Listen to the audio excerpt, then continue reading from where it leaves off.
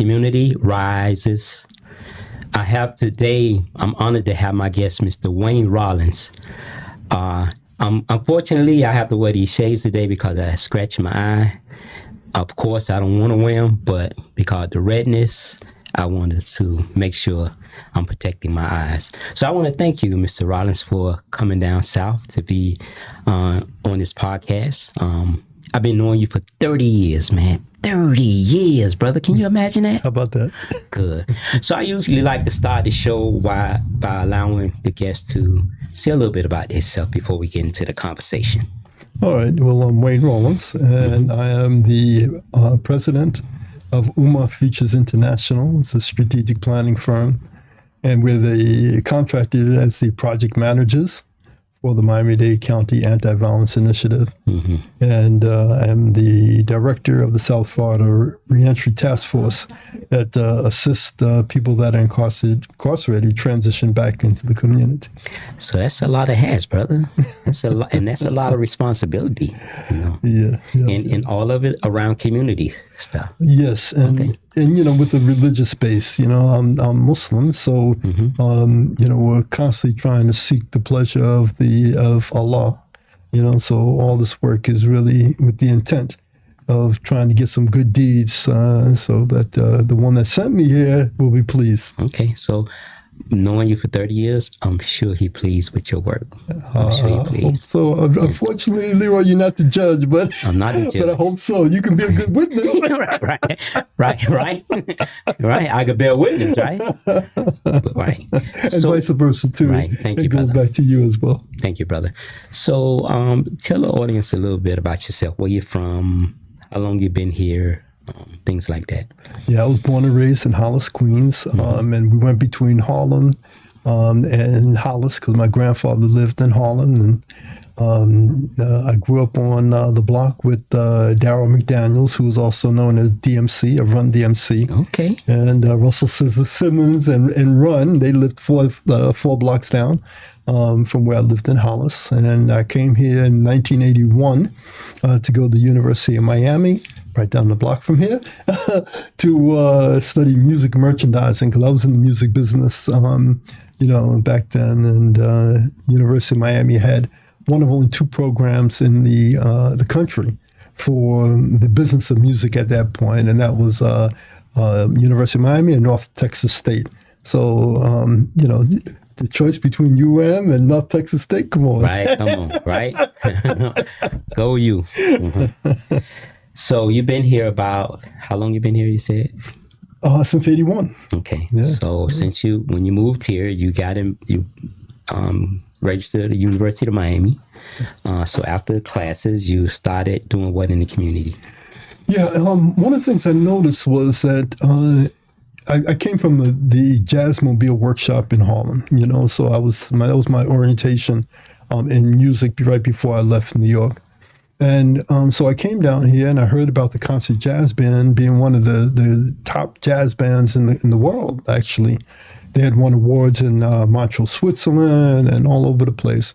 And so in New York, you know, music was largely, you know, Afro-Cuban, you know, Latino, Black, you know. And then I got down here and I saw the Concert Jazz Band at New Student Orientation. And it was all white and one brown face. And the one brown face was Juan Sakata, who later changed his name to John Sakata. Oh, okay. Who went on becoming a very famous songwriter and art performing artist. So when I saw that, I said, why in Miami there are no black people playing music, you know? I mean, jazz music, put it that way. And so it wasn't that nobody was playing jazz, but there wasn't a learning environment for jazz. So at the Cultural Arts Center on 62nd Street and 22nd Avenue, I spoke with Marshall Davis, who has done, I think he's got about 50 years over there himself. Right. And we started the PCA Jazz Workshop, and we started with Dizzy Gillespie and Dr. George Butler, who was a big-time producer in CBS in New York.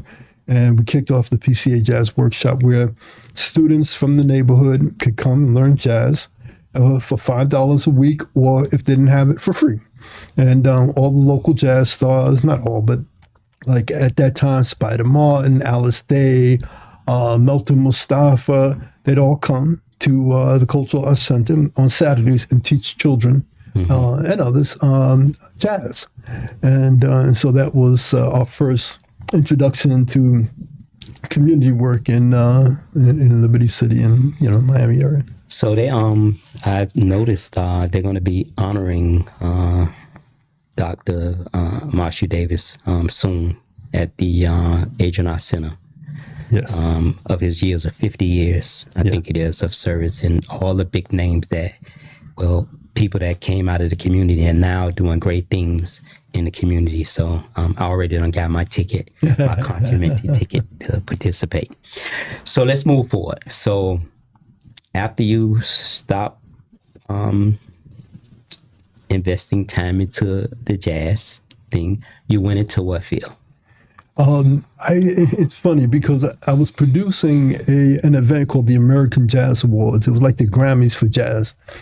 And we were going to hold it at the Gusman Center for the Performing Arts. And it was Gusman Hall? Yep. Mm-hmm. And it was a American Express gold card, black tie event. Mm-hmm. And we couldn't move any tickets.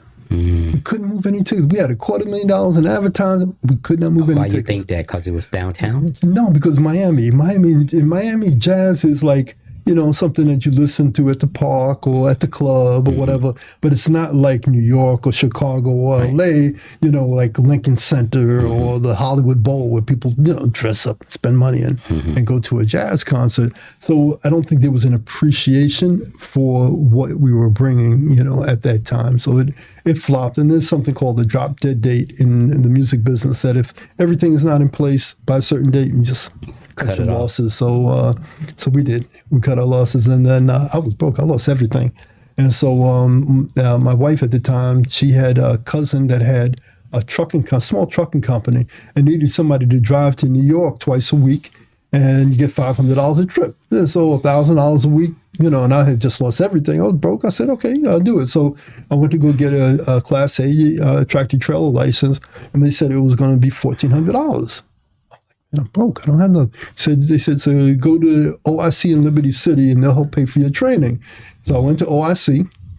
They paid for my training. I got my CDL license. And when I went to show the executive director my license, he said, Rollins, you ever did any accounting? Now, my grandfather was the first black CPA in the state of New York. So he taught me bookkeeping, but I was an artist. So it was a conflict. I was good at it. Right. Good at the, crunching numbers, but it's not something I enjoyed to do. Right. And so I told them, I have done some bookkeeping. And so I brought their books up to date because they were about to lose their funding. And then I left. Never did those trips to New York. But for the next year, I did some entertainment consulting and some local driving. And then I went back to OIC, said, how, Mr. Reverend Washington, how are things going with your book signing? He says, man, we need a full-time fiscal officer now because our books have fallen behind. They're about to close us down. Okay. So I came on as their chief financial officer. Okay. And he got sick about 6 months after that. And when he got sick, the South Florida workforce, they defunded OIC. Said nothing. The board comes to me and says, Rollins, you got the job. There's no money. What do you mean? I got the job, then what? So, long story short, we had a high-powered board at OIC. It was Jesse McCrae, who was the first black Secretary of State. Was that when it was on 62nd and 7th Avenue? Yeah, well, the office had moved to 50th at that point that I took it over. Okay. We had Georgia Ayers. Okay. Georgia Jones Ayers. Right. Garth Reeves. Oh, man. Carrie and Kendrick Meek were both. So we had a high-powered board, but no money. So the first thing we did is we organized and we went down to appeal the defunding. Okay. And then we got $77,000. And we had to train 20 people, pay my salary, a job developer, keep the lights on, pay the rent. 77. I calculated. I said, maybe we can do 3 months. Maybe. Maybe we can do 3 months. Okay. So it was either take the 77 or go out of business. Right. So we took it. Okay. And then by the grace of Allah, over the next 15 months, we raised over $500,000. You know, Wow. and we took the job placement rate from 22% to over 90%. Wow. And we started a partnership with the Miami Heat. That was back when the Miami Heat was probably the losingest team in the NBA, but they were willing to partner with us.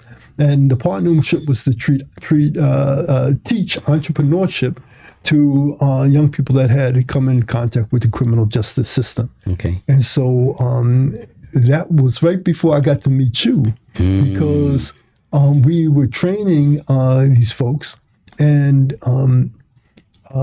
Janet Reno was preparing an application to start the Weed and Seed program, which was a U.S. Department of Justice initiative to weed out crime and seed in social and economic programs. Right. And so we were going to be the job training and placement component of that. And so we did do that. We got the Weed and Seed designation. She went on to be the Attorney General. Kathy Rundle came on and took her spot. Right. And then they needed an executive director for the Weed and Seed. And there you go.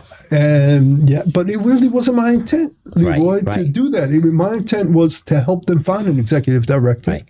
But then the day before the deadline, I spoke to our accountant at OIC, and he said, Rollins, you done turn OIC around. You're making a good salary. You can be comfortable for the rest of your life. And we're in Liberty City. And I'm like, comfortable for the rest of my life? I'm seeing people, selling dope, getting killed, girls as young as 9 years old getting pregnant. I'm like, comfortable for the rest of my life? So I called Patrick White, who was attorney. The Assistant United States Attorney, Special Counsel to the United States Attorney at that point. And I told he asked me, how's the job search going? I said, it's going good. And then I started to hang up the phone. I said, Patrick, let me tell you why I'm calling. I'm interested in the position. You're like, whoa. So I applied the next day. I got selected to be the executive director, and we saw. So I'm happy to hear the process and to know that our relationship started pretty much around there, huh? Yeah. Right? That's right. So, but think about it. You sought out to put together some events around jazz, right? That didn't work. You went from that to start driving trucks. That fell through because of the lack of income. You get this opportunity to go to OIC, right? And that became a avenue for you to, for 3 months, you think it was only enough for 3 months, right? And you made that work, and here comes some funding that can carry you probably for a year now. And it's all around job placement, around, I would say, people who are less fortunate and people with backgrounds. And now you're here. So you went from jazz to now working in the field to eliminate unwanted activity and to weed in economic development and social services, right? Yes. Okay. So it's funny how we have a vision of something that we want to do, but then God has another vision for us, right? And sometimes it's a field that we never can expect to be in, right? But it ends up being suited for our character, right? So tell us about, from that point to now, what you've been involved in. Okay. Well, I accepted Islam. That was probably the biggest single life changer for me in 1991. So that was, it changes your whole life. It gives you your life a roadmap. It like kind of like you get a new car, right, Leroy? What do they have in the glove compartment? Right. They And the got owner's an manual, owner manual. right? Right. And so About the car. Yeah, exactly. So the Quran and the life of Prophet Muhammad, peace and blessings be upon him, they are they give you a roadmap on how to live. Because we have our own ideas on how to live and what's right and wrong, but sometimes we think something is right and it's not right. So if I can ask you, Brother Wayne, what and who introduced you to Islam? If I can ask. Malcolm X. Okay. Actually, my father had a copy of the autobiography of Malcolm X, and I read it, and I was astounded by the last chapter where he said he went to Saudi Arabia to perform the Hajj, and it was no longer that Muslims were, just black people, and Muslims, were white, the black and everything in between, and it was one brotherhood, it's the largest brotherhood, of over 2 billion people worldwide, and matter of fact, this morning we had a walk in one stop in the Gould's area, so I had a couple of hours before coming here, so I wasn't going to head back up north and then come back down, so I found a halal restaurant to go eat at in Naranja. Okay. And I go in and assalamu alaikum, wa alaikum assalam, and automatically, it's a bond and a brother. I never met these brothers before that owned, but immediately, it was a bond, So anyway, so from the weed and seed, we were the most successful out of the 300 weed and seeds in the nation. Okay. And the Justice Department in Washington was sending me all over the country to train U.S. attorneys, police departments, district attorneys, community organizations on how we do what we do. And I couldn't get paid for that consulting work because I was already getting a full-time salary from the Weed and Seed grant. Right. So here I'm a consultant around the nation, and I'm working at Weed and Seed in Liberty City. And not getting paid for your consulting work. Yeah, not getting paid for my consulting work. Right. So in 2002, Leroy, I said, you know what? Let me go off on my own. And I became an independent consultant then, and I've been doing it ever since. So, we've had, significant contracts through the years with the Justice Department, the state of Florida, organizations around the country. We've done publications around the world, and now we're doing the Miami-Dade County Anti-Violence Initiative in partnership with Circle of Brotherhood, Community Youth Against Violence, Juvenile Services Department. It's all part of the Peace and Prosperity Plan that Mayor Carver has drafted and is implemented, I should say. And we have seen huge, tremendous success. So much success that people have flown in from the Netherlands, from all over the country, Bogota, all over the world, Ireland, and all over the country to see this work, and the Walk in One Stop, which is one of the initiatives that has largely acclaimed. So let me ask you: you want to talk a little bit more about the Walk in One Stop? So in the show, anything you want to talk about, we can talk about. Okay. So if you want to talk a little bit more about the Walk in One Stop. Yeah, sure, Leroy. Walk in One Stop started as a result of the 2008 Anti-Gang Summit. Where South Florida Anti-Gang Summit, we were looking at some of the emerging problems here in Miami. And so we had brought in 175 experts from around the country. And one of the objectives that they said is let's create one-stop social, economic, and health-related centers in all the areas where the high incidence of gun violence. And so 2008 was the housing bust. That's when, they had that big problem with the mortgages and property taxes went way down. So we weren't going to be able to do this bricks and mortar centers and staff and equipment. So by the grace of Allah, I said, why don't we put these centers on the shoulders of community activists, social workers, community justice professionals, criminal justice professionals, elected officials, and take that one-stop center right to the doorstep Other of people. residents in the area. Go right to their house. Right to the house. Right. Because like in the old Liberty Square, we used to do events at the community center, and people wouldn't come across the street. They wouldn't come. So you have a bunch of providers looking Right. at each other. But nobody and coming nobody from the coming, not neighborhood. even across the street. Right. But now with walking one side, we taking it right to their doorstep. Right. So it's like no excuse. So today we did a walking one stop for the people that transitioned from Cutler Manor over to the Meridian Point. To right, the new, yeah, so we did it over there. Right. And we're able to help 26 families so far. You know, the staff said that there are going to be some more, families signing up, but 26 families. Right. Able to improve the quality of life. Right. So you go there, you offer services, you take information, you share with other service providers. The service providers reach out to see if there's anything they can offer, right? Yep. But this time today, what we did also is we did a resource fair at the same time. So in the clubhouse of Meridian Point, we had service providers set up tables. So if a person said, I need assistance with my light bill, Right. Community Action and Human Services Department Right was there. right there on Right. the spot. Right. I need program for my youth. Right. Juvenile Services Department Right there. was right there on the spot.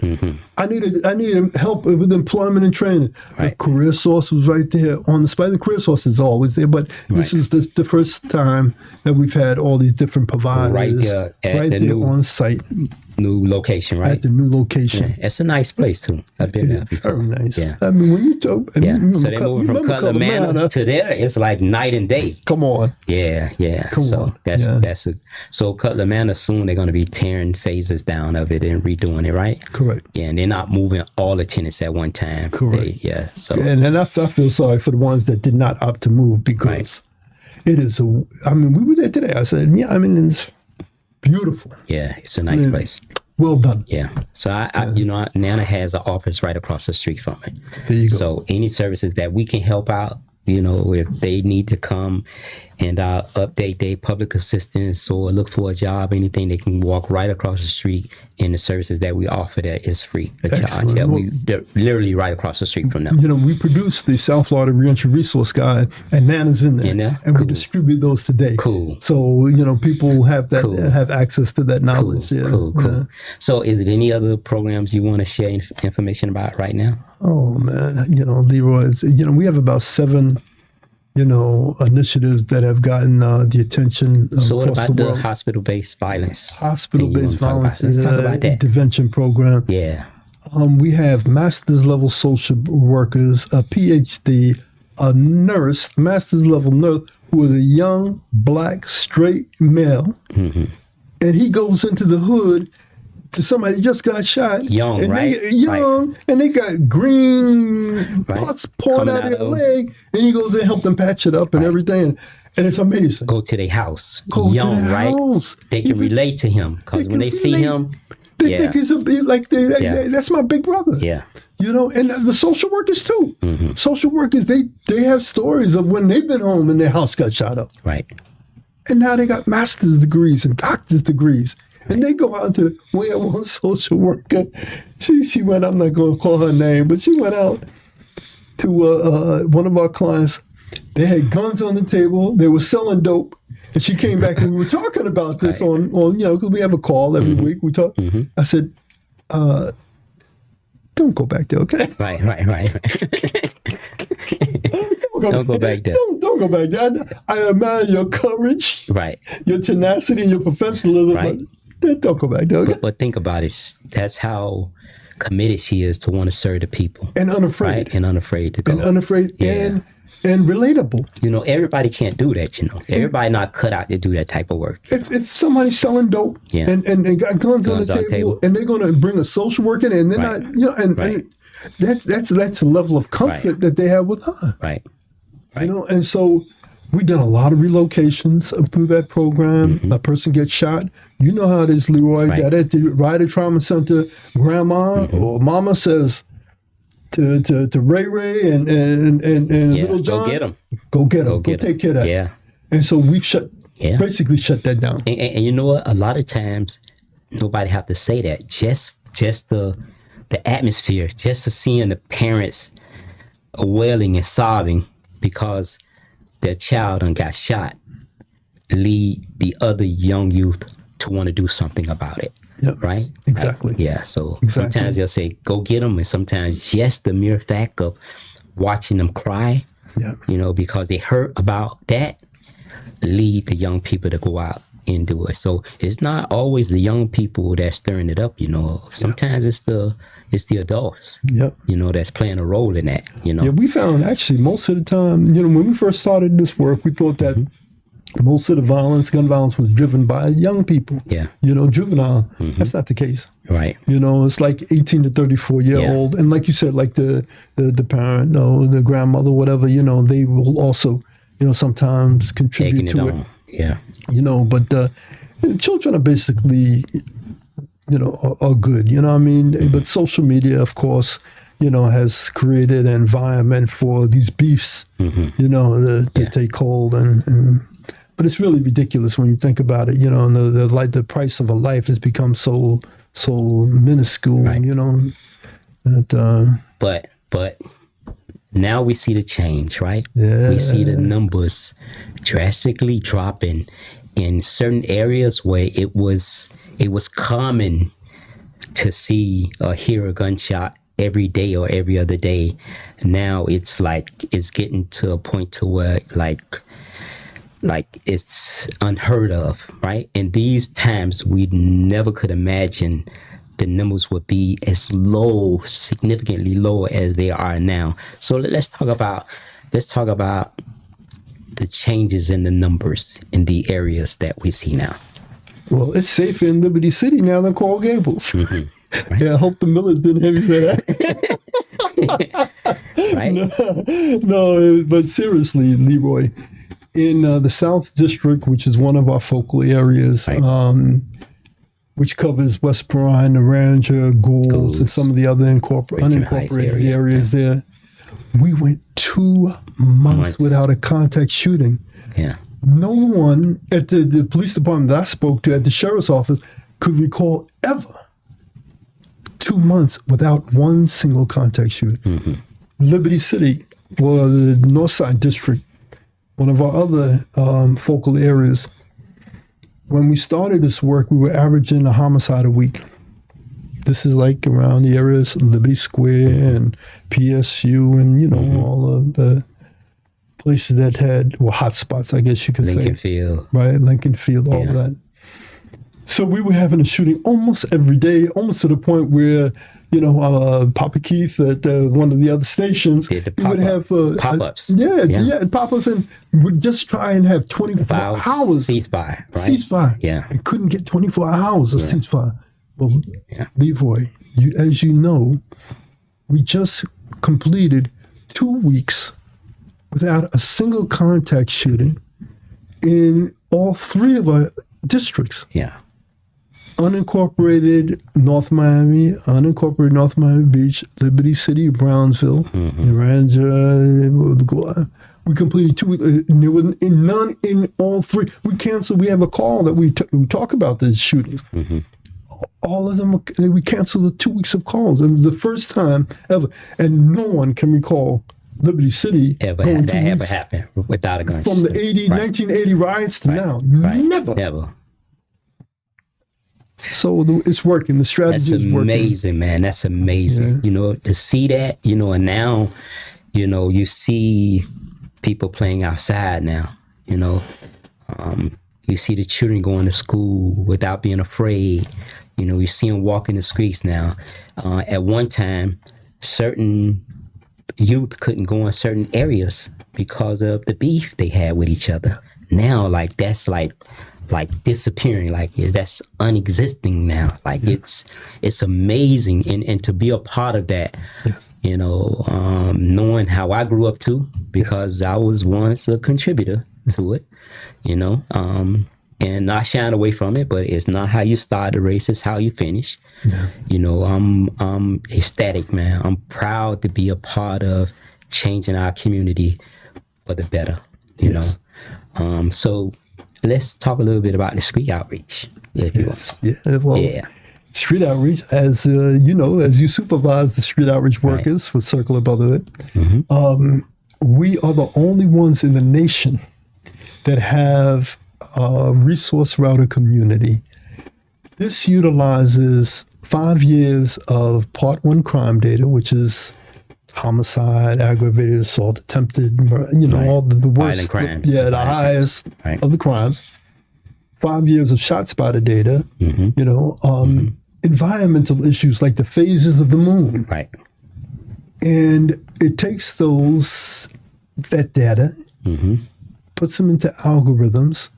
They run those algorithms, and AI will tell us where the next incident is likely to happen.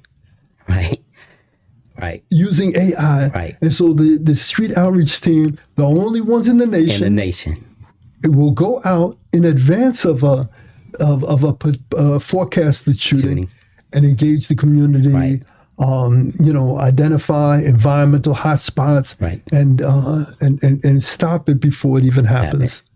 And where everybody else is just reacting to it. Right. We are ahead of it. Right. It's amazing. It's amazing, man. And I'm so proud to be a part of that. I'm so proud. Think about it. The first and only in the nation to do that, man. And to see how it's changing not only the community, but the environment, the way people thinking, man, to get ahead of something. You know what I mean? To know, to have an idea where something can happen so you can be there, to encourage the people in the neighborhood. You know what I mean? Yeah. To see over illegal dumping, to clean it up, because all that psychologically do something to a person. Absolutely. You know what I mean? If you're in an environment that's wasted, like, you don't think it don't give any positive energy to you, man. To be a part of that, is amazing, man. I'm very proud to be a part of the anti-violence initiative group, violence intervention, street outreach team. I'm very proud of that. I'm very proud. So I usually ask my guests, if it's anything you think I should have asked you that I didn't, that you want to share, because I know it seemed like we've only been talking 5 minutes, but the 30 minutes is almost up. So if there's anything that you want to share that you think I should have asked you, or that you wished I would have asked you, that you want to share. Oh my goodness. Leroy. So what about let's talk about the community youth against violence. Yes. How about that? Okay. With what they're doing with the youth in school. Yeah, Lorenzo Johnson, a former NFL football player. He is actively engaged with the schools and doing anti-violence work. He's taking them on peace walks, and he has twice a month Zoom call where the children can learn about strategies in anti-violence and how to be a positive peer. We do gang awareness workshops. And get community hours too. And they get community hours for that. And we're seeing some great leaders emerge from our children through the work that Lorenzo was doing. Good. So, Mr. Wayne Rollins, I want to thank you for finding time to be on this show. I want to thank our guests for tuning in. Again, my name is Leroy Jones. I want to thank you for tuning in to the Nana Talk, where communities rise. Looking forward to you being a part of my next show. Again, Mr. Rollins, I would love to have you back as a guest again, because there's so much more we could talk about, brother. So much more we could talk about. Absolutely. And after knowing each other for 30 years, man, it's my honor to work with you, brother. Likewise.